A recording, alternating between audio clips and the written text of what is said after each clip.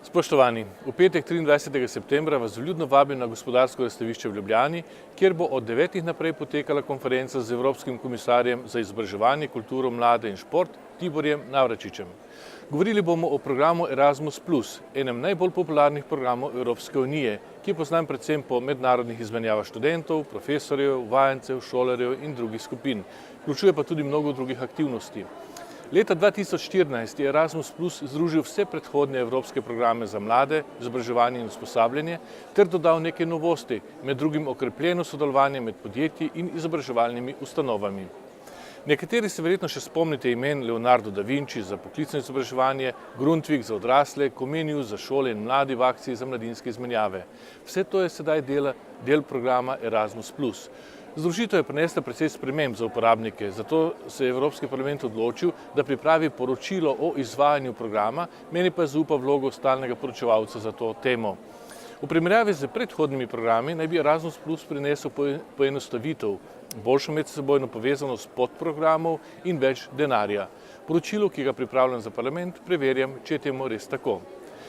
V začetku so uporabniki namreč izpostavljali kar nekaj težav in Evropska komisija dela na odpravi teh otroških bolezni oziroma začetnih težav. Moja naloga pa je, da preverim, kako uspešna je pri tem.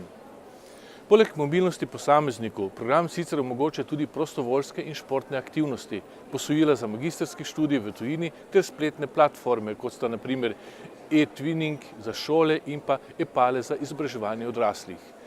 Koalicije sektorskih spretnosti in koalicije znanj predstavljajo inovativne novosti v Erasmus+ in so namenjene odpravljanju tako imenovanih skill gaps, razlika med spretnostmi, ki jih mladi pridobijo v času izobraževanja, ter spretnostmi, ki jih delodajalci dejansko iščejo od zaposlenih. Ko se mladi vrnejo iz mednarodne izmenjave, pogosto pripovedujejo, kako pomemben je bil za njih semester ali več študija in pridobivanje izkušenj v tujini. V primerjavi z vrstniki lažje najdejo zaposlitev, počutijo se bolj pripadni Evropski uniji, bolj se vključujejo v demokratične procese.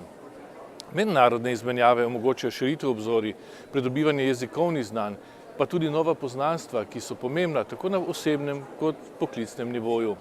Naslednje leto bomo praznovali 30 let programa, v katerem sodeluje na tisoče evropskih organizacij in v katerega se je do sedaj vključilo več milijonov Evropejcev. Skoraj 100% sredstev, ki so na voljo, se vsako leto porabi. Tak nivo doseže redko kateri evropski program. Erasmus+ je zgodba o uspehu in naj tak tudi ostane.